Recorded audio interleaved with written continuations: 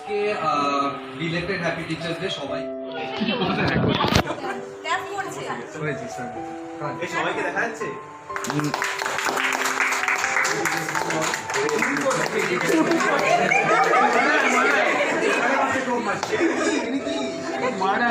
চারটে কাট অসুবিধা কি?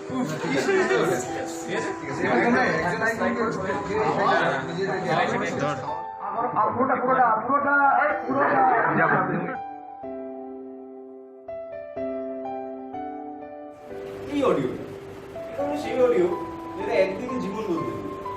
আমি জানি না কেন কেউ কোনোদিন আমাকে এই অডিওটা রিকোয়েস্ট করে। I don't know.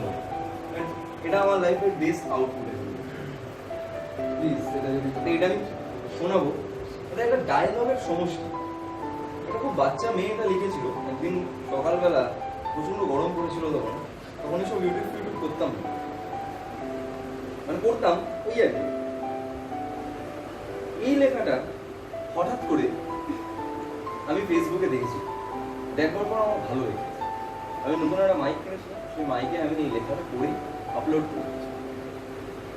দেন চলতি কা নাম গাড়ি, এটা হচ্ছে সেই লেখা।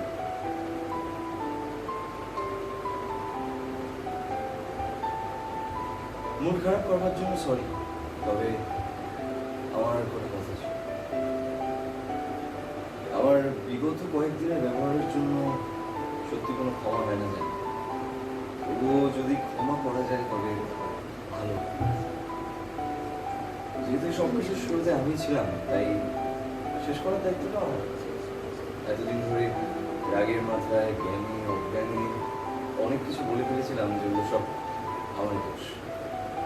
না, আমাকে বিভীষিকা জ্ঞান করবার কোনো দরকার নেই। তবে মানছি যে অসময়ে আমি মাত্রাধিক হিংস্র হয়ে গেছি। তবে এটুকু বলে রাখছি যে যদি কখনো দরকারে ডাকবো তাহলে আমাকে এবং অবশ্যই বিপরীত দিক থেকেও আমি কিন্তু সেটাই আশা করি। গত 4টে বসন্তে অনেক মুহূর্ত কাটিয়েছি, যেগুলো হয়তো অনেকে কাটানোর জন্য মরিয়া হয়ে গেল জীবনের কোনো না কোনো একটা নির্দিষ্ট সময়।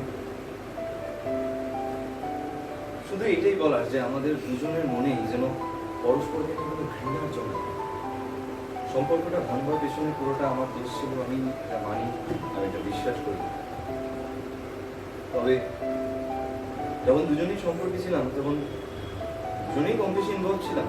আর সেই সম্পর্কের খাতিরেই বলছি, আমার তরফ থেকে কোনোদিনও কোনো রকম প্রকৃতি বা অপমানের শিকার করতে হবে। আমাকে অন্য পুরুষের সাথে গলিয়ে ফেলো না।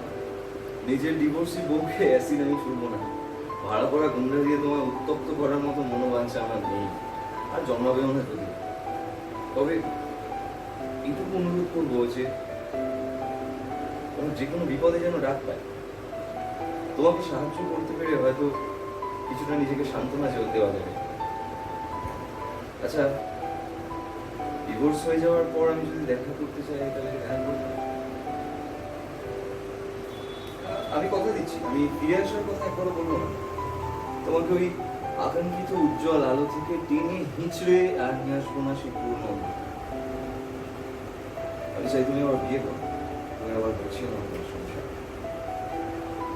আচ্ছা, এই মেসেজটার ওকে আর কোনো রিপ্লাই আসবে না? সেটি এই কথা হবে। আগের দিনও তো তুমি ঠিক করে কথা বললে না তো, তোমার উকিল, তোমার বাবা আমার কথা বলার সুযোগটুকুও দিলেন। আচ্ছা, আমাদের ভিতরে কি এতটা দূরত্ব চলে এসছে? এই তো সেদিন আমি মরে যাওয়ার কথা বললে আমার কপালে চুমুকে বলতে, অতই কি সোজা আমাকে ফেলে চলে যাওয়া? আর এখন সেই তুমি কিনা আমি মরলাম কি বাঁচলাম, কি খেলাম না খেলাম, এমনকি আমার অস্তিত্ব থাকা না থাকা কিছুতে তোমার ফল পায়। এতটা কিভাবে বদলে গেলে তুমি? আমি জানি আমাদের ডিভোর্সটা আমি সত্যি হয়ে যাবে। তুমি আমাকে কালকে করতে প্রাপ্ত হবে, কিন্তু তবু শেষ চেষ্টা করে যাচ্ছি আমাকে ফিরবে না। কারণ তুমি বলেছিলে শেষ বেলায় বেদনা না হলে ভালোবাসা। আগের মেসেজগুলোর মতো এই মেসেজটারও কোনো রিপ্লাই আসবে না আমি জানি। তার জন্য আমি তোমার মেসেজটা পাঠালাম। ডিভোর্সটা এবার হয়ে যাচ্ছে বলি, হয়ে যাবে বলি মনে হচ্ছে, কিন্তু তাও একবার শেষ চেষ্টা করতে ভুলে গেলে। তুমি প্রাক্তনের তকমাটা জোর করে নিজের গায়ে মেখে নিচ্ছ। যতটা আমরা নিজের গায়ে মাখছো তার থেকে অনেক বেশি মাখিয়ে দিচ্ছ আমার গায়ে। তো ওই যে একটা কথা মনের মধ্যে পেরেকের মতো আটকে আছে, শেষ করে থাকবে হ্যাঁ আমার বিয়ে করা উচিত।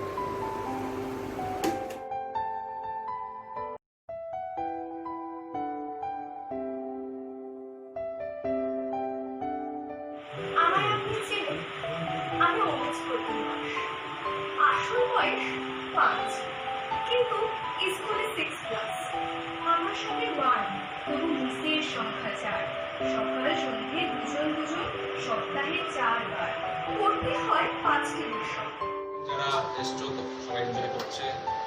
অনলাইনে হয়তো সবাই আসতে পারেনি, ফটোগুলো দেওয়ার পর হয়তো ওরা আফসোস করেছে।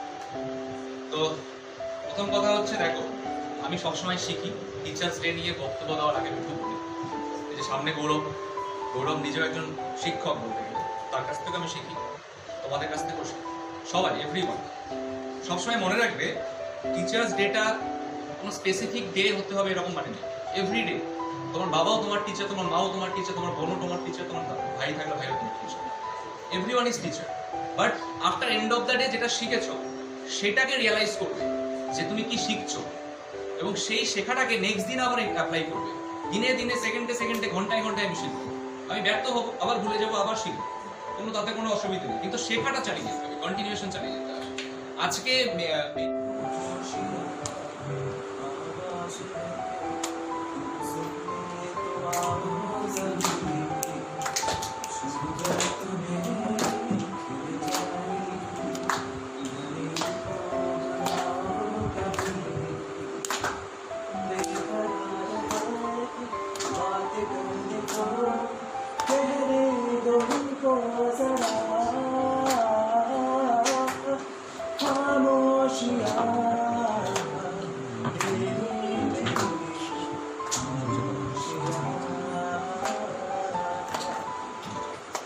क्या उस गली में कभी तेरा जाना हुआ,